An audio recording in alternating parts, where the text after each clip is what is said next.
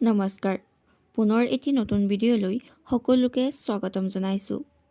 আজিৰ মহৎলোকৰ বাণীকেইটা হৈছে শিক্ষক হ'ল এডাল মমবাতিৰ দৰে যি নিজে জ্বলি আনক পোহৰ দিয়ে। পণ্ডিত জৱাহৰলাল নেহৰুৱে কৈছিল। এজন মানুহৰ যিমানেই প্ৰতিভা নাথাকক কিয় যদি তেওঁ পৰিশ্ৰম নকৰে তেন্তে তেওঁৰ সেই সুপ্ত প্ৰতিভাই কেতিয়াও ভাল ফলাফল নিদিয়ে। টমাছ আলভা এডিছনে কৈছিল। কোনো সমস্যাকে তোমাৰ ওপৰত কাহানিও প্ৰভুত্ব বিস্তাৰ কৰিবলৈ নিদিবা, বৰং সমস্যাকহে তোমাৰ অধীন কৰা আৰু নিঃশেষ কৰা। ডক্টৰ APJ আব্দুল কালামে কৈছিল।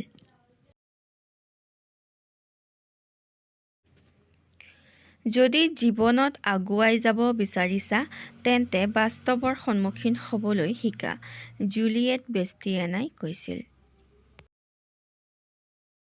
আমি যি জানো সি অতি সামান্য, আমি যি নাজানো তাৰ সীমা নাই, পাৰ্লেছে কৈছিল।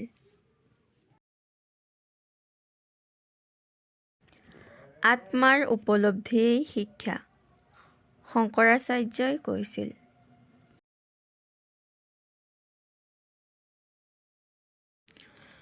সত্যতকৈ ডাঙৰ ধৰ্ম নাই, সময়েও সত্যক পৰাজয় কৰিব নোৱাৰে, মহাত্মা গান্ধীয়ে কৈছিল।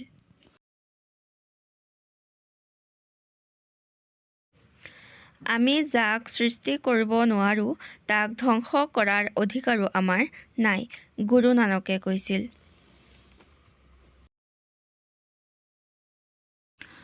শৰীৰ আৰু সম্পত্তিক লৈ কেতিয়াও অহংকাৰ নকৰিব, অসুস্থতা আৰু দৰিদ্ৰতা কেতিয়াও কাকো কৈ নাহে, চাণক্যই কৈছিল।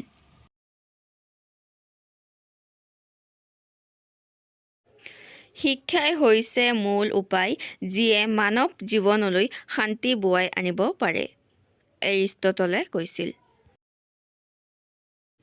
ধন্যবাদ, আজিলৈ ইমানেই।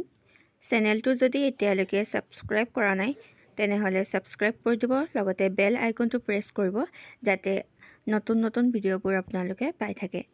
ধন্যবাদ।